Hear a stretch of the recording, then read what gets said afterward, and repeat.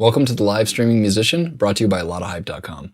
This channel was created to help you overcome the obstacles you will face on your journey as a live streaming musician. My name is Tim Mahalik, and in today's video, this is the second part of how to play piano or keyboards on a live stream. So we're going to show you how to set up your stream setup using a software called OBS, which is actually the software that's going to encode the video and audio and push it to the internet to a website like Twitch or YouTube. We're going to go over some of the settings in OBS, how to set up some of your cameras if you're using webcams, and some other obstacles you'll face as far as being able to see your chat and alerts and optimizing some things around your stream. So stick around. All right, before we get into the video, there is a link to download the Live Streaming Musician Blueprint, which has gear lists, common pitfalls, all sorts of tips and tricks. Just click the link below the video and download that blueprint so you have everything you need to get started streaming. All right, let's get into the video.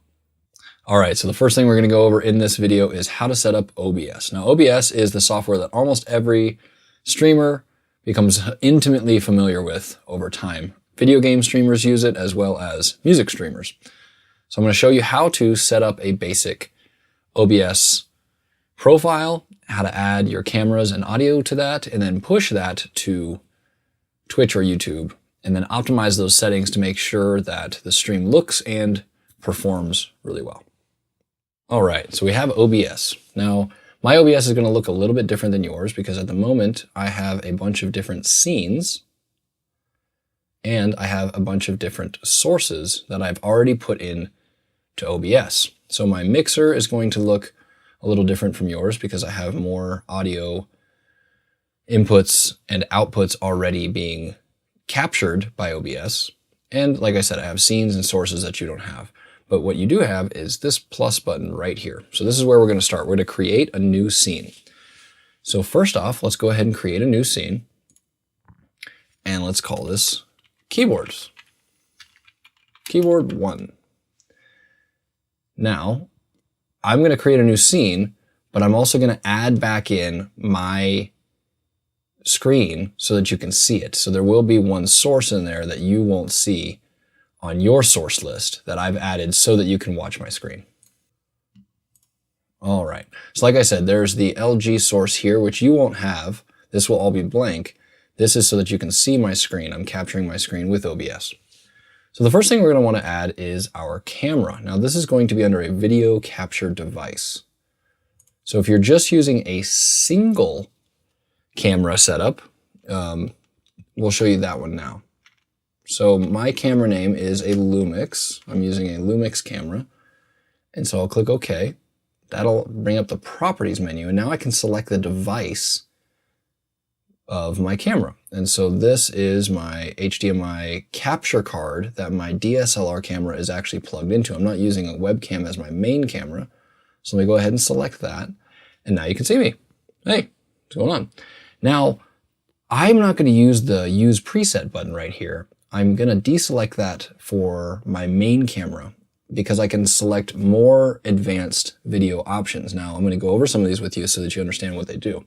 So if we uncheck Use Preset, I can now select the resolution I want the camera input to be pulling in. And so I know that my camera is a 1080p camera. So I can use 1920 by 1080. And I know my frames per second, or FPS, that my camera is supporting and my capture card supports is 60. Now you will likely use 30.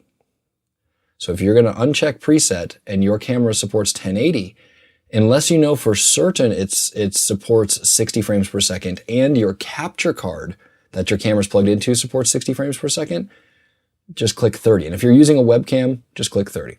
So go ahead and click 30 here. Now I'm going to click 60 for me. And then I'm going to click OK. Now I can move this video around the screen, just like so. So let me make this a little bit smaller so you can still see me. Sweet. But I'm now in the bottom. Now, the next thing we're going to need to do is if we have a second camera, we're going to need to add that second camera. So now the second camera is going to look like this. So again, we go to Add. we're going to go to Video Capture Device, and then we're going to go ahead and type in keyboards, because this will be the camera that's over the keyboards. Now, you may not have a second camera, and you might want to position the camera that's your main camera so that everybody can see you playing the keyboards. But if you have a second camera, we can go ahead and add that right now. And we can select. Now, it's going to have a bunch of different ones here, and sometimes you have to click them to know what's going on, right? So I'll try this one first. Nope, that's not the right one. That's in a different room. And then we'll try this one. Oh, there it is. All right. So now, this is the camera I'm going to use.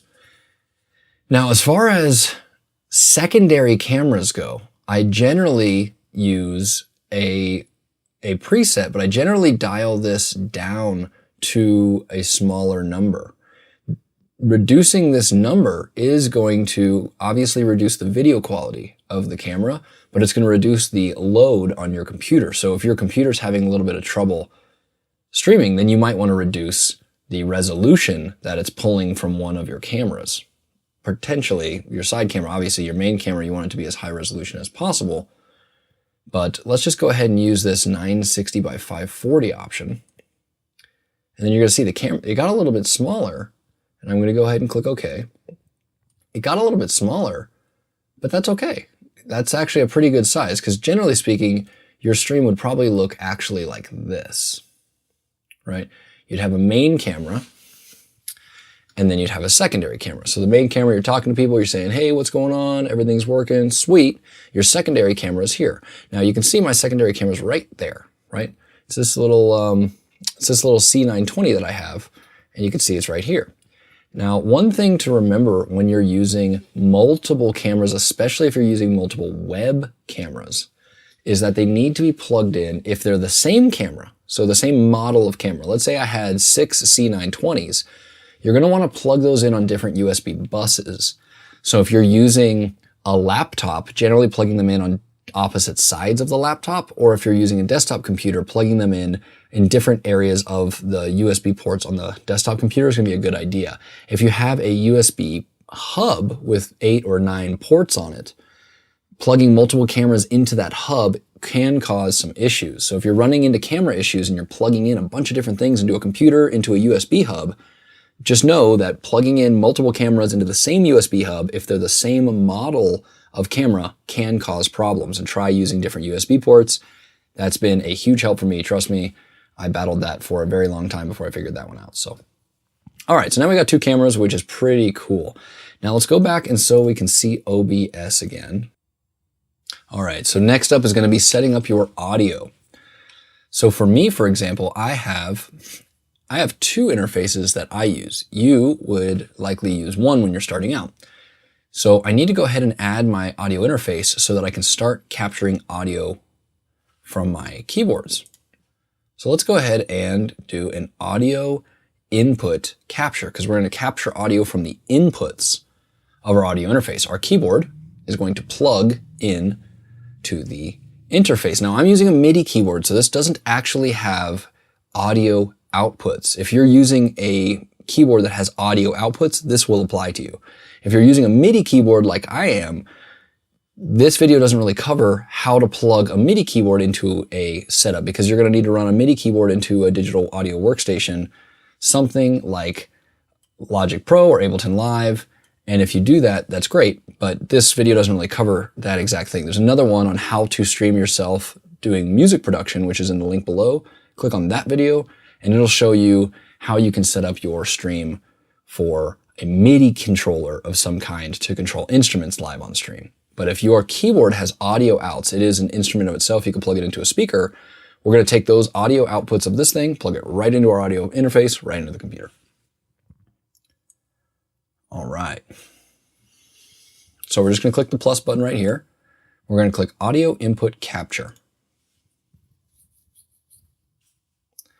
Now I'm going to say, this is going to be the name of our audio interface. So I'm going to say XR18, because that's the mixer interface that I use. So I'm going to go ahead and hit OK. And we're going to go ahead and select from this device list the one that we want to use. So you have a whole bunch of options here. Obviously you have your webcams can pull audio, This is my capture card for my thing. This is the inputs of my computer. I'm just going to select the XR18.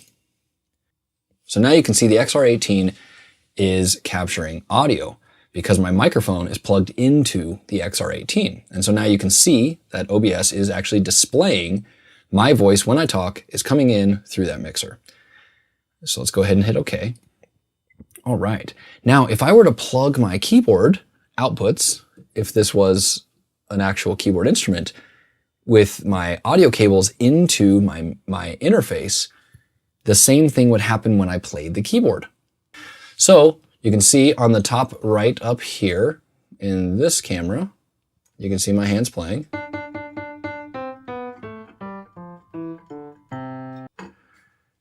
Which is awesome. And you can hear me play. All right.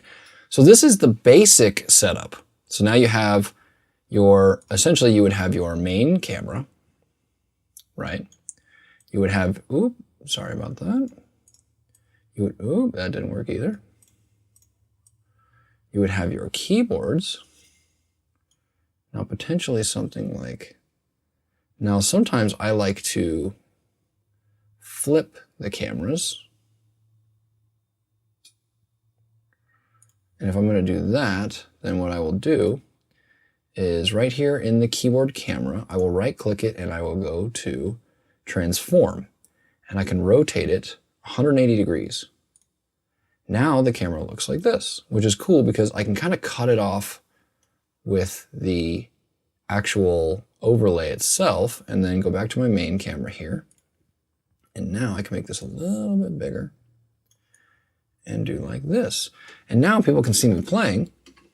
Now, generally, if I had a keyboard setup, and I've had a keyboard setup in the past, I would tape it to the ceiling, or I would have a better mechanism to mount it. I wouldn't do a diagonal angle like that because it looks kind of strange, especially at this once you flip it.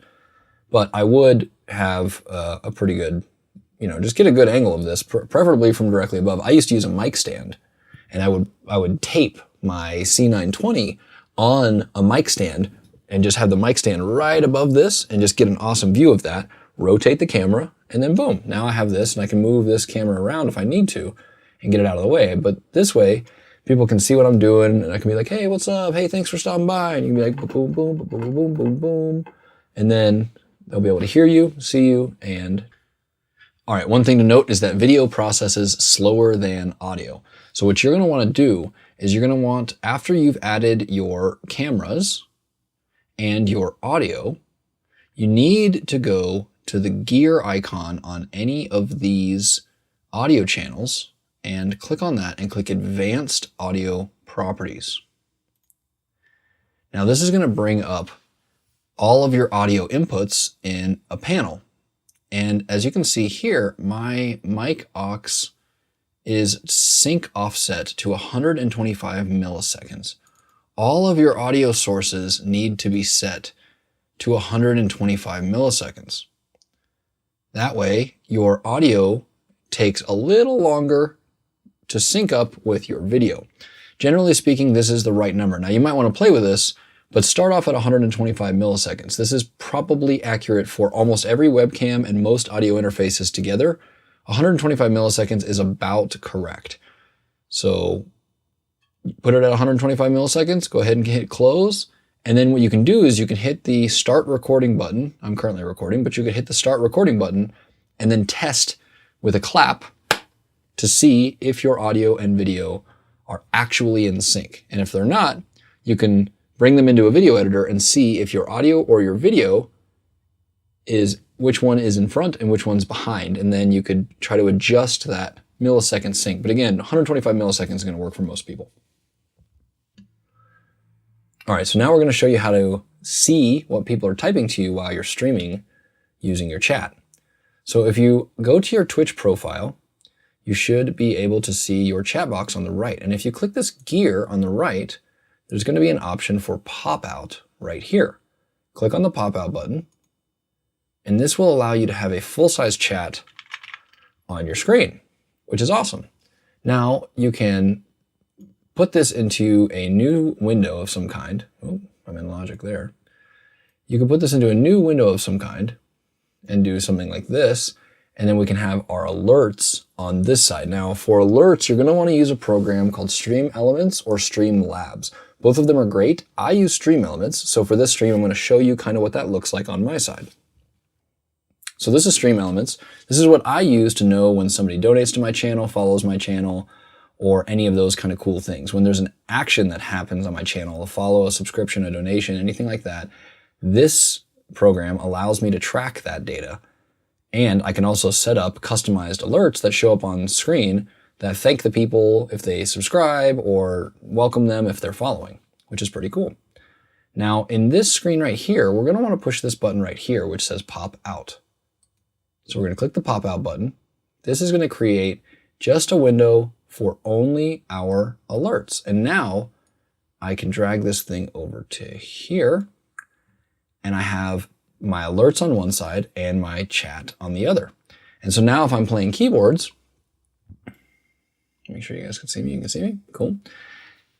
And so now when I'm playing keyboards, I can be playing my keyboards, the other camera would be on the keyboards, or I'd have one camera where if it would be better placed, this isn't really set up for a keyboard stream, but if you place your single camera so people could see you playing, and you talk to the chat, and then on your screen, you would be able to see when people follow your channel, if they host your channel, if they subscribe to you, or anything like that. And then you'll be able to see your chat when people will be like, hey man, what's going on? And so now you'll be able to see your chat, you'll be able to see your alerts, and you'll be ready to go. All right, so now it's time to test our stream.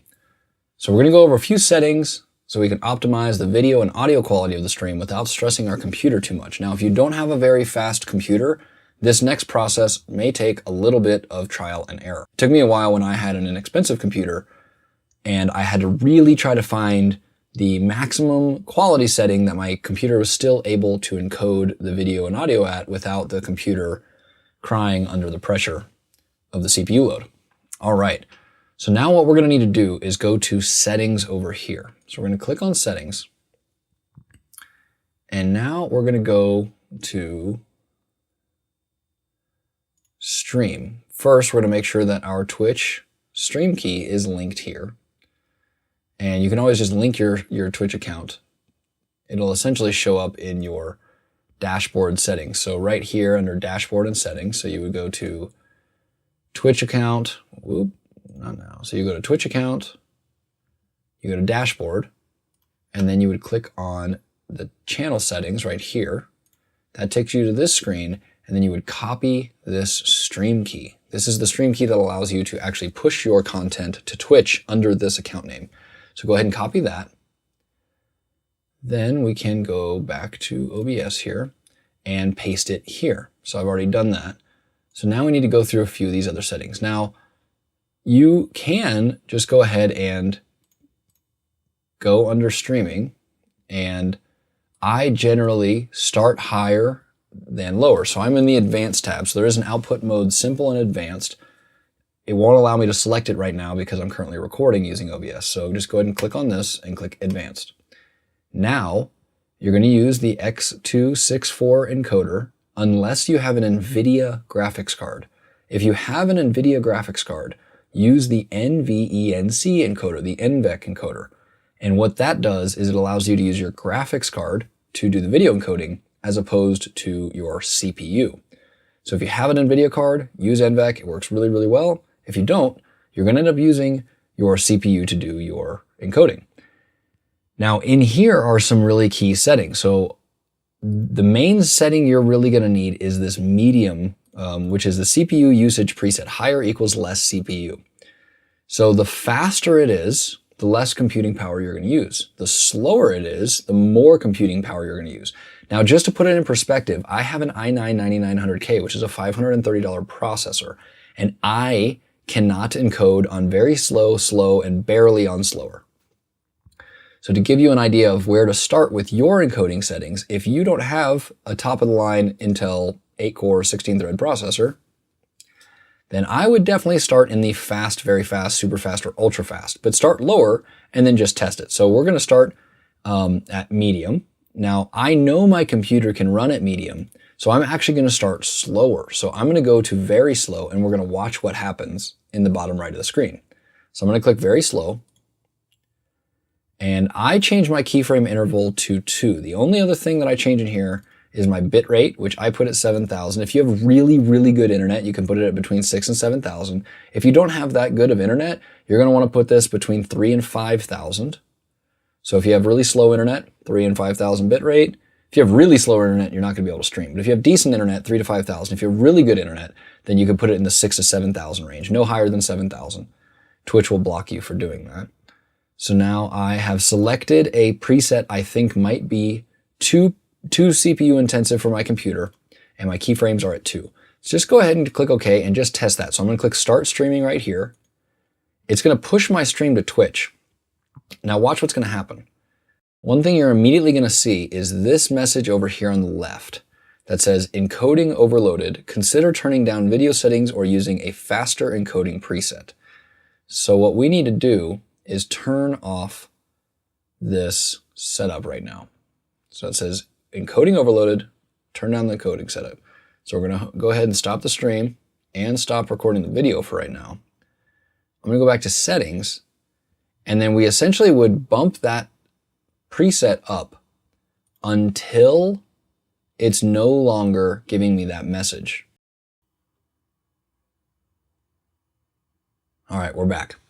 So I found that for me, I didn't get that message when I was encoding on the medium speed. So you can see now on the bottom left, I don't have that message.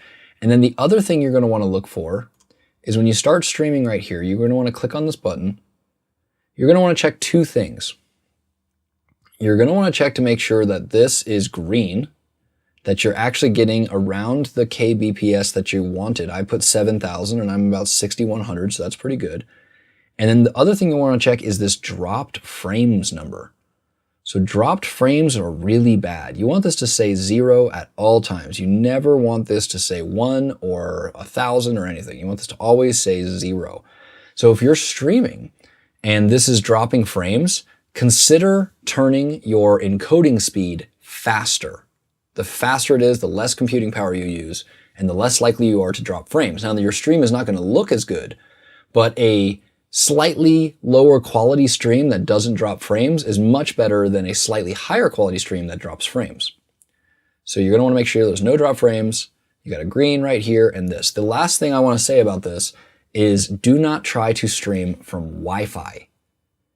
You are going to want to plug your computer into an Ethernet connection. Now you can stream from Wi-Fi, but just know that your stream might cut out. You may get drop frames. You may have all sorts of other issues that are going to be resolved if you have a solid internet connection that's just plugged in through a cable. So if you're having some strange streaming issues, consider plugging your computer directly into the router, and then you're likely going to have less issues than if you didn't do that. All right, so one other thing we want to do is go to our video tab right here. And so inside the video tab is this base canvas resolution and output scaled resolution. Now, if you are having problems with your stream dropping frames or having performance issues or giving you that encoding thing and you've tried a bunch of different settings and stuff isn't working, come to this video section here and lower this base canvas resolution and output scaled resolution to 1280 by 720. So you'd click on this and you drop it down to 1280 by 720. You click on that, 1280 by 720. And again, your common FPS values should be 30. The only reason I'm using 60 is I have an extremely fast computer. I have a 60 frame capable camera and a 60 frame capable capture card. So I have a lot of equipment to be able to handle 60 frames per second. When you're first starting out, leave it at 30 unless you have all of the equipment that I'll talk about in a more advanced video. But 30 frames per second here, so make sure this number says 30, and drop this down to 1280 by 720. And that will allow you to have a lot less stress on your computer because you're not going to be outputting as many pixels when you're encoding. All right, stay tuned for the third video in the series. This is going to be a video about setting up your bots, setting up your channel overlay, alerts, custom donation alerts, all sorts of stuff like that to really optimize your stream and make it super pro looking. Hopefully you enjoyed this video. If you did, please give me a like, thumbs up, share this with somebody you think might be finding value in this video. This is the live streaming musician brought to you by LottaHype.com. My name is Tim Mahalik. You should come hang out with me in my live stream. There's a link to my live stream below the video. Come by and say, hey, let me know that you found me from the videos and that you enjoyed it, and I will see you on the internet. Thanks so much again for watching the video. If you haven't already, click the link below this video to download the live streaming musician blueprint. This blueprint is jam-packed with gear lists and all sorts of stuff that you're going to want to be aware of when you're streaming yourself playing music. Common pitfalls, all sorts of stuff like that. So click the link below this video to download the live streaming musician blueprint, and happy streaming.